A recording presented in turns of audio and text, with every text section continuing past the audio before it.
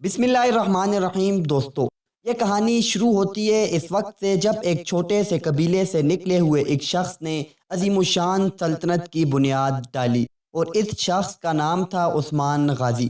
آج صدیوں بعد یہ نام پھر سے ہر شخص کی زبان پر ہے۔ دوستو، اگر تاریخ اٹھا کر دیکھ لیں تو پوری دنیا میں ایک وقت میں ایک ہی سپر پاور سلطنت ہوا کرتی تھی۔ 1209 میں قائم ہونے والی منگول سلطنت دنیا میں سپر پاور تھی، جس کے بعد 1999 میں سلطنت عثمانیہ کی بنیاد رکھی گئی اور اس کے ہوتے ہوئے دنیا کے نقشے پر ایک اور مسلم عظیم الشان سلطنت نے جنم لیا۔ جی ہاں، مغلیہ سلطنت۔ عثمانی اور مغل دونوں مسلمان تھے، لیکن اس کے باوجود بھی آپس میں اختلافات بھی جنم لیتے رہے۔ اب ایسے میں سوال یہ پیدا ہوتا ہے کہ 16ویں اور 17ویں صدی میں عثمانی زیادہ پاورفل تھے یا مغلوں کی طاقت زیادہ تھی؟ یہ جاننے کے لیے ہم نے دونوں سلطنتوں کو اسٹڈی کیا اور یہ جاننے کی کوشش کی کہ کون سی سلطنت زیادہ عظیم الشان اور زیادہ طاقتور تھی۔ سب سے پہلے بات کریں گے مغلیہ سلطنت کی۔ جب صرف چند قبیلے خیبر پار کر کے ایک نئی جگہ کو اپنا بنانے کے لیے آئے۔ قبیلے کے سردار کا نام تھا بابر، جس کی رگوں میں تیمور اور چنگیز خان جیسے جنگجوؤں کا خون شامل تھا۔ بابر اور اس کے آنے والی نسلوں نے ایک کے بعد ایک فتوحات کی اور دیکھتے ہی دیکھتے پورے ہندوستان کو اپنی سلطنت بنا لیا۔ اس سلطنت کے لیے لڑی گئی جنگیں تاریخ کی بڑی جنگوں میں سر فہرست ہیں۔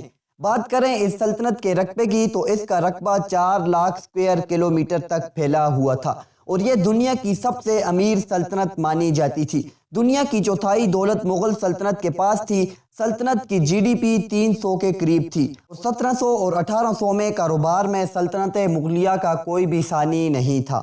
بات اگر مغلوں کی فوج کی کریں تو مغلوں کی فوج کا مقابلہ آسان بالکل بھی نہیں تھا۔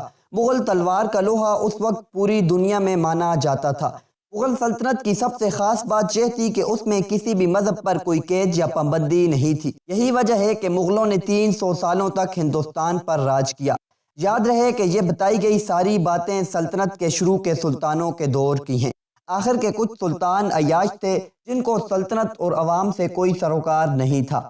دوستو، اگر بات کریں سلطنت عثمانیہ کی تو آپ کو بتا دیں کہ سلطنت عثمانیہ کو بنانے کی جدوجہد اس وقت شروع ہوئی جب ایک طرف صلیبی اور دوسری طرف ظالم وحشی منگول تھے، جو جس علاقے میں جاتے آنن فانن اس بستی کو تاراج کر دیتے۔ منگولوں کے خلاف لڑنا بے وقوفی سمجھا جاتا تھا۔ صلیبیوں اور منگولوں کو شکست دے کر ایک چھوٹی سی سلطنت کی بنیاد رکھی گئی، لیکن یہ چھوٹی سی سلطنت بغیر رکے فتوحات سمیٹتی رہی اور دیکھتے ہی دیکھتے دنیا کی سب سے بڑی اور عظیم الشان سلطنت بن گئی۔ 13ویں اور 18ویں صدی میں عثمانیوں نے تقریباً 3 براعظموں پر حکومت کی۔ اس دور کے حساب سے دیکھا جائے تو تقریباً 40 ملکوں پر۔ اس سلطنت کی سرزمین ایشیا سے یورپ اور یورپ سے افریقہ تک پھیلی ہوئی تھی۔ اگر فوج کی بات کریں تو عثمانیوں کے پاس لڑنے کے وہ طریقے تھے جن سے دشمن کبھی واقف ہی نہ تھا۔ خفیہ خبریں اکٹھا کرنے کا ایک زبردست اور مضبوط نیٹ ورک تھا۔ پانی کی فوج کا سپہ سالار باربروسا تھا، جس کو سمندر کا بادشاہ بھی کہا جاتا ہے۔ سلطنت عثمانیہ کے سلطانوں کا اتنا رعب ہوتا تھا کہ یورپ اور فرانس ان کے نام سے ڈرتے تھے۔ اس دور میں پوری دنیا میں مسلمانوں کی شان و شوکت تھی۔ ایک طرف ہندوستان کی حکومت کا سنہرا دور تھا تو دوسری طرف سلطنت عثمانیہ جیسی مضبوط ریاست۔ لیکن دوستو، مسلمانوں کو جب بھی شکست ہوئی تو اپنوں کی غداری کی وجہ سے ہی ہوئی اور یہی ان دونوں سلطنتوں کے ساتھ بھی ہوا۔ یورپ اور فرانس کی انتھک محنت اور بے تحاشا سازشوں کے بعد سن 1922 میں سلطنت عثمانیہ کا خاتمہ کر دیا گیا اور اسی طرح سن 1857 میں مغل سلطنت کا بھی خاتمہ کر دیا گیا۔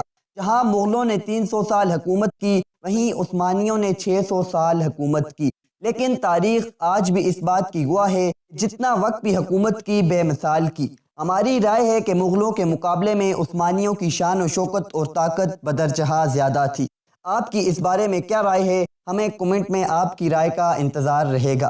ساتھ ہی اگر آپ ہسٹری میں انٹرسٹڈ ہیں تو چینل کو سبسکرائب کر دیں، کیونکہ ہم ایسی مزید ویڈیوز لاتے رہیں گے۔ ملتے ہیں ایک نئی ویڈیو میں، تب تک کے لیے اللہ حافظ۔